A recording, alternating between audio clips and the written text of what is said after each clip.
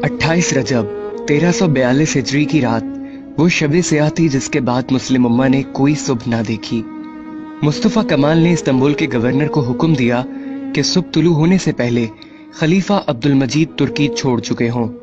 इस हुक्म पर फौज और पुलिस की मदद से अमल दरामद किया गया और खलीफा को मजबूर कर दिया गया कि वो जिला वतन हो जाए।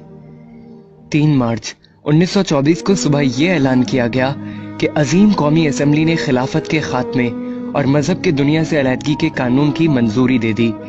बरतानवी सेक्रेटरी खारजा लॉर्ड क्रिजन ने कहा कि तुर्की को तबाह कर दिया गया है, अब वो कभी भी अपनी अजमत रफ्ता बहाल नहीं कर सकता क्योंकि हमने उसकी रूहानी ताकत को तबाह कर दिया, यानी खिलाफत और इस्लाम।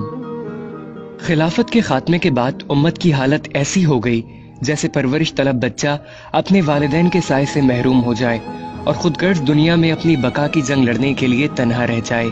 खिलाफत के खात्मे के साथ ही इस्तेमारी कुफार भूखे भेड़ियों और गिद्धों की तरह इस उम्मत पर हमलावर हो गए।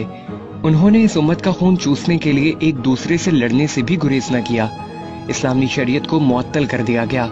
सरजमीन खिलाफत को छोटी छोटी रियासतों में तकसीम कर दिया गया और हर रियासत को अपना आइन, कानून, कौमियत और झंडा देकर तकसीम कर दिया गया। इस्लाम दुश्मन ताकतें खिलाफत को मुनहदिम करना क्यों जरूरी समझती थीं? इसका पता एक वाक़ये से चलता है।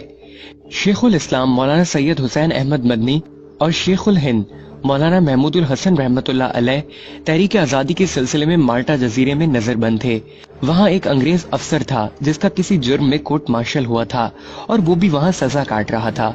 हजरत मौलाना हुसैन अहमद मदनी ने उससे पूछा कि खिलाफत उस्मानिया मुसलमानों की एक कमजोर सी खिलाफत है, क्या वजह है कि बरतानिया, फ्रांस और इटली उसके पीछे पड़े हुए हैं? हम मुसलमान उस नाम की खिलाफत से अकीदत रखते हैं, लेकिन सारा यूरोप उसको खत्म करने की कोशिश कर रहा है। तुम्हें खिलाफत तुर्किया से क्या खतरा है? उसने कहा, मौलाना आपका सवाल इस कदर सादा नहीं जिस सादगी से आप पूछ रहे हैं। याद रखिए, खिलाफत उस्मानिया एक कमजोर सी खिलाफत है, मगर कुस्तुनतुनिया में बैठा हुआ खलीफा आज भी किसी गैर मुस्लिम मुल्क के खिलाफ ऐलान जंग कर दे तो मराकश से लेकर इंडोनेशिया तक मुसलमान नौजवानों की भर्ती शुरू हो जाएगी। सारा यूरोप इन 2 लफ्जों यानी खिलाफत और जिहाद से कांपता है। यूरोप के तमाम ममालिक मुत्तहिद होकर इन 2 लफ्जों की कुव्वत को खत्म करना चाहते हैं और उन्होंने ये कर दिखाया है। खलीफा अब्दुल मजीद सानी की माजूली और सकूत खिलाफत का इकदाम उम्मत मुस्लिमा के लिए 20वीं सदी का सबसे बड़ा हादिसा था। मुसलमानों का मुस्तकबिल तारीक हो गया। मुकामात मुकद्दसा गयार के कब्जे में चले गए। आलम अरब में इसराइल ने जन्म लिया। पाकिस्तान 2 लख्त हुआ। अफगानिस्तान में आतिश फिशां फटा। बाबरी मस्जिद ने चीखो पुकार की। वादी कश्मीर मुसलमानों का मक्तल बन गई। इराक का अर्क निकाल दिया। लबनान खून में नहा गया।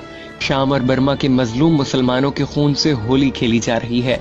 मुसलमान यतीम और लावारिस हो गए।